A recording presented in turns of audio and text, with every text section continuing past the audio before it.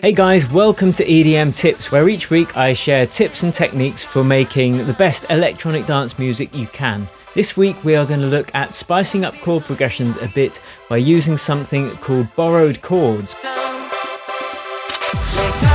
And what borrowed chords are basically using chords from outside the key in which you're working, just to make things a little bit more interesting. And we are going to cover building chords from scratch in a key and then making these changes to these bog standard chords, just to give yourself a bit more variety and a bit more scope for making your chord progressions interesting. Now you can download my EDM chord Bible below this video, and don't forget to share this video and subscribe to my channel.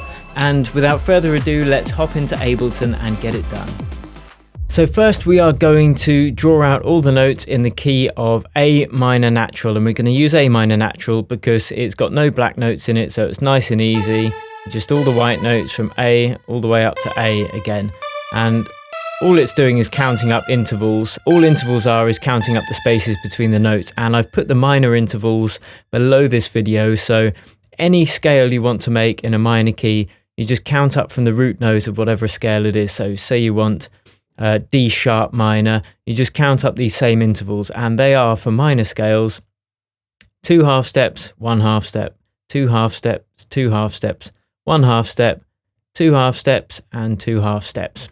And I'll put the intervals for the major keys as well, just so you've got them below this video. So anyway, if you've seen my videos, you've seen me do this 100 times, so just grab all the notes of that scale that you're working in, move them to the side of the clip in Ableton, or whatever DAW you're using, and then you've only got the notes in the scale of A minor now. So firstly, I'm going to draw out the diatonic chords, and diatonic chords, although it sounds fancy, they are just chords that use only the notes from within that scale, and the root note of each one is a note in this scale. So let's just draw those notes in. So this is the diatonic chord sequence of A minor natural. And all you do to make the chords, to get your third and your fifth for your triad, is skip one of the notes each time. So skip a note and skip a note. There we go. Skip a note and skip a note, etc., etc. Oh, I'm actually going to duplicate that scale template up an octave, just so we've got 2 octaves to work with. And then skip a note there, skip a note there.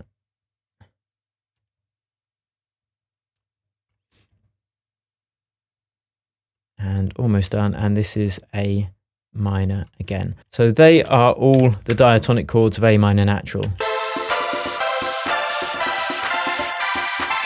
So we can easily write a chord sequence just using these chords. So we're going to get rid of the diminished chord because it sounds weird. So let's just write a 4-bar chord sequence using these chords. And I'm actually going to duplicate the octave down as well, just so we've got 3 octaves we've got to work with. There we go.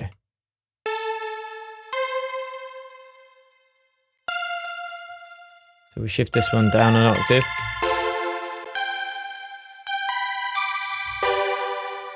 And let's delete the ones we're not going to use and spread these over the 4 bars.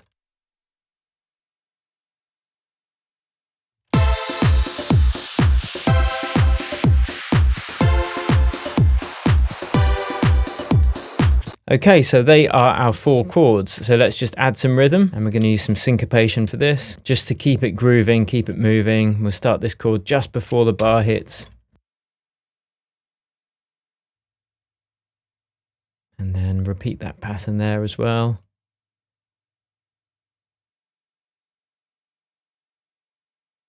So here's our loop.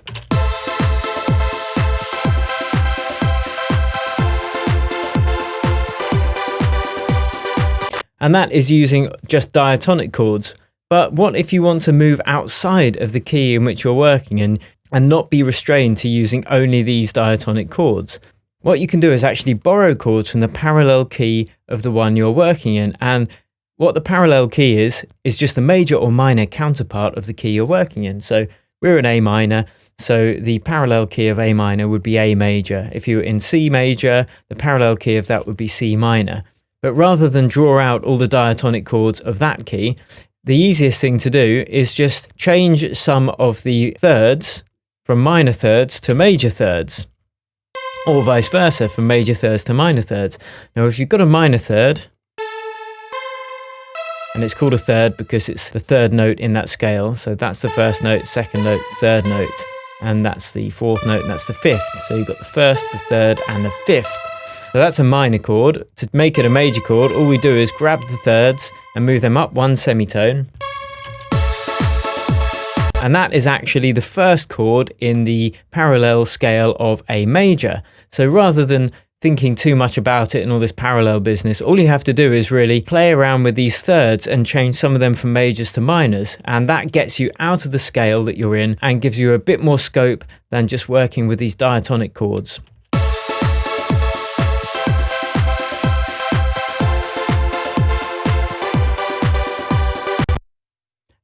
And when you add in sus4 chords as well,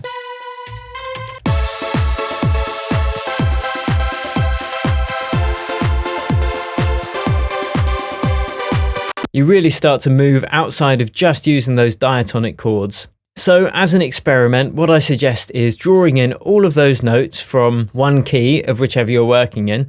Say the key of C major is an easy one, or A minor, because neither of them have any black notes, so you're not going to make any mistakes really. And then draw your chord sequence using only the diatonic chords, that is chords using only the notes from within that key. And then just play around and change some of those thirds from minor thirds or major thirds to either major thirds or minor thirds by shifting them just one semitone. And that is borrowing chords in a really easy way from what's known as the parallel key from the one in which you're working. And the great thing about working in a piano roll editor in a DAW is that you can just grab all of your chords and then shift them up or down a few notes, and then you're suddenly in a completely different key from A minor or C major, but you've done all the hard work in the easiest keys. So there you have it, guys. That is actually taken from my Music Theory for EDM Producers course. So if you like this video and you got something from it, don't forget to sign up to the course and really up your composition game when it comes to writing EDM of all genres. Thanks for subscribing, and until next time, cheers and happy producing.